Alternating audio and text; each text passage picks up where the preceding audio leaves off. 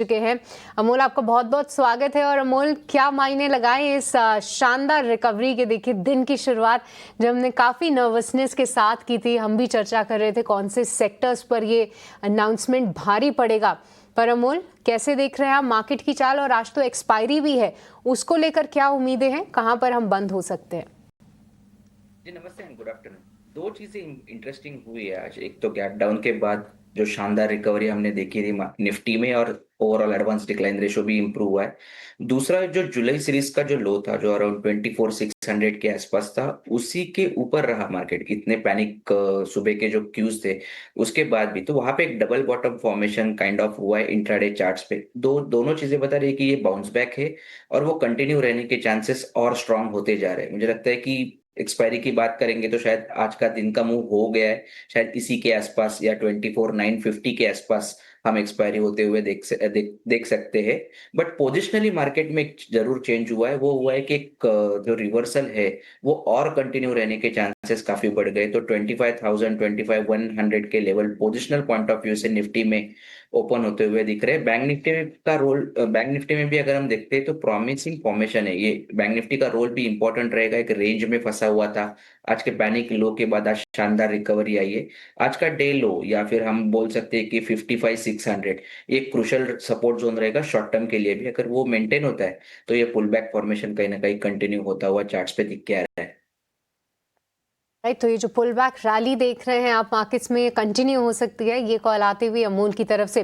पर इस बीच चलिए उन तमाम काउंटर्स पे चर्चा शुरू करते हैं जो कि ऐसे बाजार में एक जबरदस्त मूव दिखा रहे हैं। और अमूल, सुबह से ही जो एफएमसीजी काउंटर्स हैं उनमें एक अच्छा जोश है। देखिए, एचयूएल, वहां पे मैनेजमेंट की कमेंट्री कि ग्रॉस मार्जिन एक्सपैंड होंगे, उसके चलते स्टॉक में एक अच्छा उछाल है। एचयूएल और साथ ही इमामी, दोनों पे ही राय दीजिए अमूल, कैसे देख रहे हैं आप इनको चार्ट्स पे?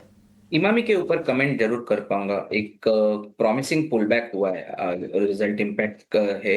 बट अगर हम देखते हैं तो एक डबल बॉटम सपोर्ट था जो 550 के आसपास था, वहीं पे करेक्शन पूरा किया और उसके बाद एक प्रॉमिसिंग रिवर्सल फॉर्मेशन हुआ है।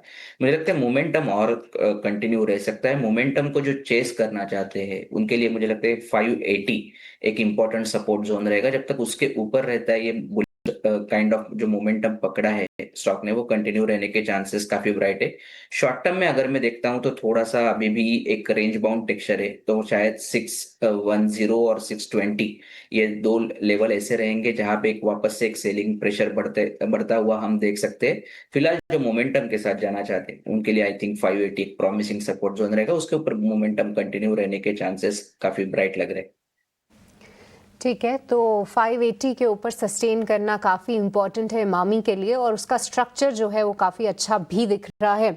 पर ऐसे में अमूल, एक और स्टॉक है इसी स्पेस से जो कि है आईटीसी। हालांकि यहाँ पे नतीजों का असर नहीं है, पर ये पूरे स्पेस में अगर हम देखें तो आई थिंक 1 या 2 हफ्ते पहले कुछ हमारे एक्सपर्ट्स इसके बारे में जिक्र भी कर रहे थे। बेहद ही स्लो मूविंग काउंटर है और बहुत कम दिन होते हैं जब इसको हम निफ्टी के या तो टॉप लूजर या फिर टॉप गेनर के तौर पे देखते हैं। आज ये इंटरेस्टिंगली टॉप गेनर के तौर पे दिख रहा है। आईटीसी पे क्या राय है अमूल? 400 के ऊपर टिका तो हुआ है, पर यहां से कितना ऊपर जा सकता है? फिलहाल का व्यू न्यूट्रल ही है। एक तो जैसे कि आपने बताया कि काफी रेंज बाउंड सेटअप है। लास्ट मंथ भी अगर हम देखेंगे तो 1 या 2% के वोलेटिलिटी के साथ ही स्टॉक ट्रेड होता हुआ दिख रहा था। कोई डायरेक्शनल मूवमेंट एज सच नहीं है। हमारा भी व्यू उसके ऊपर न्यूट्रल है। सपोर्ट और रेजिस्टेंस के ऊपर जरूर ध्यान रहेगा। 400 का जैसे कि आपने बताया एक सपोर्ट जोन बिल्टअप हुआ है, दूसरा 420 का एक रेजिस्टेंस जोन बिल्टअप हुआ है। फिलहाल जब तक कोई बड़ा सपोर्ट या रेजिस्टेंस ब्रेक नहीं होता, डायरेक्शनल मोमेंटम ना आने के चांसेस काफी ब्राइट लग रहे हैं। न्यूट्रल व्यू के साथ चल रहे हैं। ऑलराइट, तो ये नज़रिया आईटीसी को लेकर काफ़ी रेंज बाउंड फिलहाल दिख रहा है, और इस रेंज से बाहर निकले उसके बाद जो है हम देखते हैं कि किस तरीके का मूव आता है। पर अमोल, इसी के साथ आपसे भी समझना चाहेंगे कि कौन से ऐसे स्टॉक्स हैं जो कि आपके रेडार पे हैं, कहाँ पर हैं आपकी कॉल्स? करेक्शन का अगर हम देखते हैं तो करेक्शन में जो प्रॉमिसिंग सपोर्ट लेवल के आसपास स्टॉक ट्रेड हो रहा है उसी के ऊपर फोकस किया है। तो पोजिशनली अगर मैं देखता हूँ तो आईसीआईसीआई जीआई के साथ जाना चाहूंगा। 1925 के आसपास चल रहा है। पोजिशनली टारगेट निकल के आ रहे 2000 और 2020 के। स्टॉप लॉस रहेगा उसका 1890 का। एक डिसेंट करेक्शन के बाद स्टॉक एक प्रॉमिसिंग सपोर्ट लेवल के आसपास ट्रेड होता हुआ दिख रहा है। मुझे लगता है अगर ये रिवर्सल फॉर्मेशन कंटिन्यू रहता है तो पोजिशनरी शायद एक आध 2 दिन का कंसोलिडेशन स्टॉक में देखने को मिल सकता है, but positional point of view से एक टेक्निकल बाउंस बैक आने के चांसेस चार्ट्स के ऊपर काफी ब्राइट लग रहे हैं। दूसरा फेडरल बैंक के साथ जाना चाहूंगा, 203 के आसपास एक कॉन्ट्राबेट भी उसको बोल सकते हैं। पोजिशनली टारगेट निकल के आ रहे 215 के, और स्टॉप लॉस रहेगा उसका 198 का। एक रिट्रेसमेंट सपोर्ट के आसपास चल रहा है। और ओवरऑल भी अगर मार्केट में बाउंस बैक आता है तो बैंक निफ्टी का रोल काफी इंपॉर्टेंट रहेगा। मुझे लगता है कि एक लेवल वाइज अगर हम देखते हैं तो एक करेक्शन फेडरल बैंक ने पूरा किया है। अगर रिवर्सल फॉर्मेशन कंटिन्यू होता है तो फेडरल बैंक में टेक्निकल बाउंस बैक आने के चांसेस काफी ब्राइट लग रहे हैं।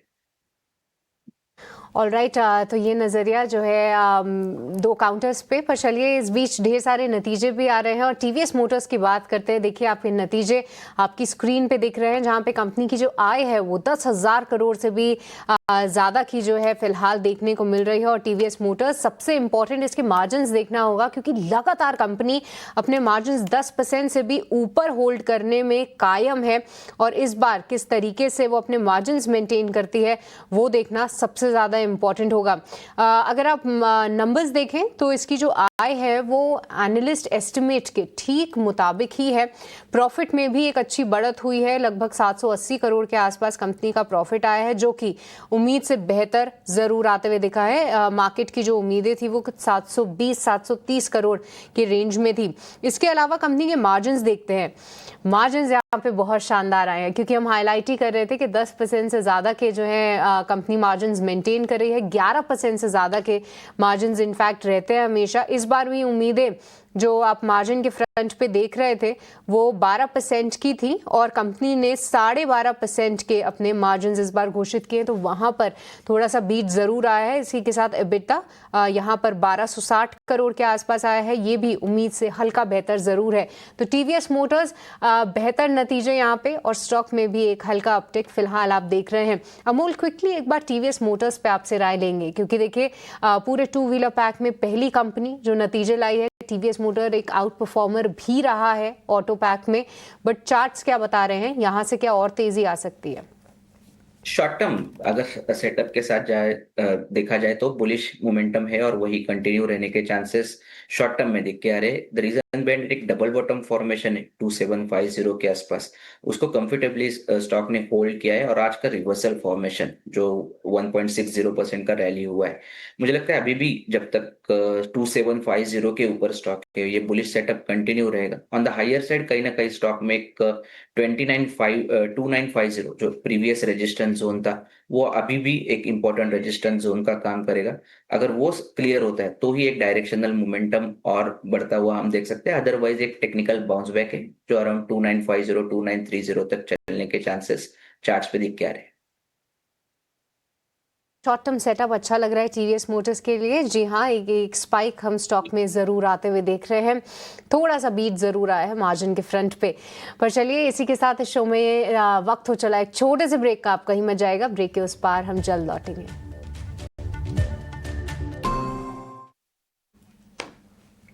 ब्रेक के बाद आपका स्वागत है स्टॉक्स फटाफट में। पर चलिए अब जानते हैं कि आज ऑप्शन में कमाई की रणनीति क्या होनी चाहिए, और रुक करेंगे हमारे अगले सेगमेंट मुनाफे के ऑप्शन का।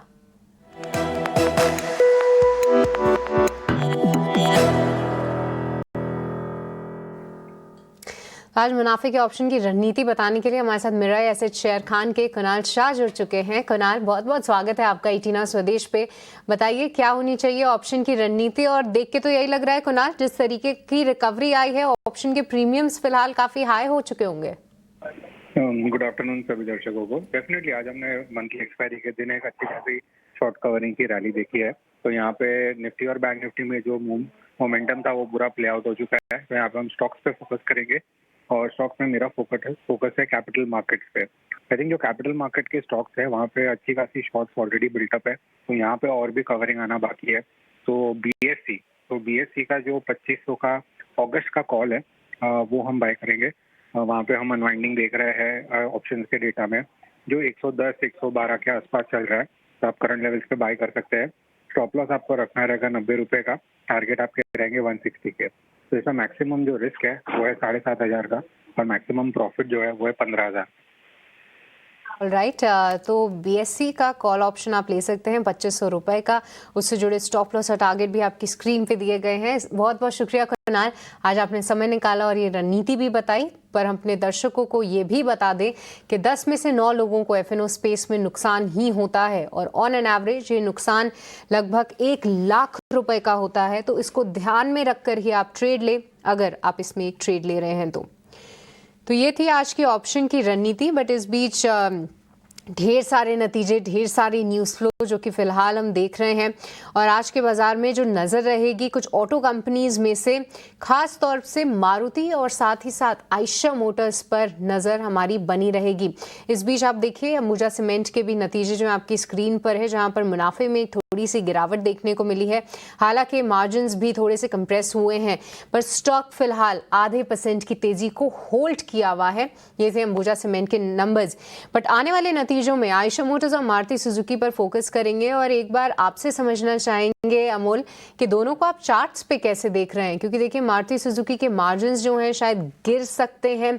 अगर मार्जिन में कोई सरप्राइज आता है तो नो डाउट स्टॉक में भी एक अच्छी मूवमेंट होगी, पर आयशा मोटर्स के मार्जिन्स जो हैं स्टेडी रह सकते हैं, यानी स्थिर हो सकते हैं अगर हम इनको तिमाही दर तिमाही देखें, क्योंकि रॉयल एनफील्ड को इस बार बहुत पुश मिला है अपनी एक्सपोर्ट की वॉल्यूम से।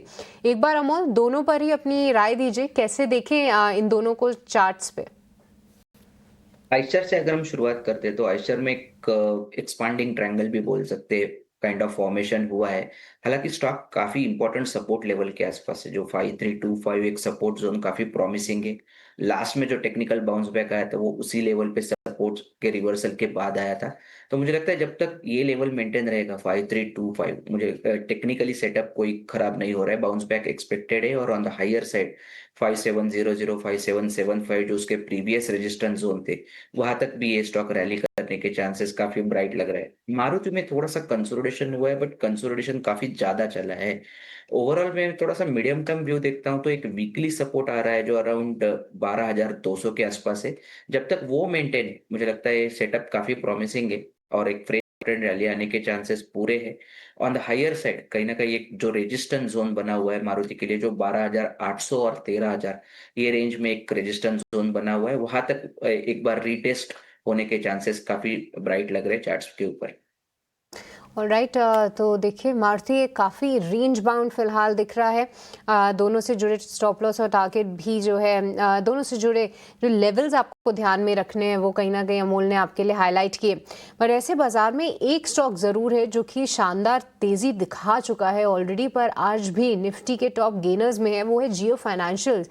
और अमोल ऑफ लेट काफ़ी इंटरेस्टिंग मूव्स हमने देखे हैं। देखिए जियो फाइनेंशियल्स नतीजों के बाद, देखिए अभी तो नतीजों में बहुत ज़्यादा चीज़ें साफ नहीं होती हैं, पर प्लान्स काफ़ी हैं कंपनी के, कहीं ना कहीं उसको लेकर मार्केट उसको ऑलरेडी डिस्काउंट कर रहा है।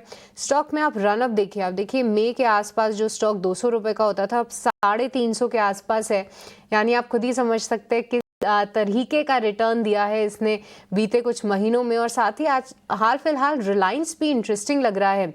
अमूल इन दोनों में से अगर अब मौके ढूंढने हैं तो किस में ढूंढने चाहिए, रिलायंस या फिर जियो फाइनेंशियल्स? देखा जाए तो दोनों ही चार्ट्स के ऊपर अगर हम रिलायंस हो या जियो फाइनेंस, दोनों ही बाइंग साइड का ही व्यू है। जियो फाइनेंस अगर कोई मोमेंटम को चेस करना चाहता है तो जियो फाइनेंस में एक मोमेंटम अपॉर्चुनिटी जरूर बनती हुई दिख रही है। ये वीक में अगर हम देखते हैं तो ये वीक में 6% का रैली हुआ है, स्ट्रॉन्ग बुलिश कैंडल है, रिवर्सल फॉर्मेशन करेक्शन के बाद हुआ है। तो मोमेंटम जिसको चेस करना है, मुझे लगता है उनके लिए 315 एक इंपॉर्टेंट लेवल रहेगा। जब तक उसके ऊपर रहता है ये बुलिश मोमेंटम कंटिन्यू रहेगा।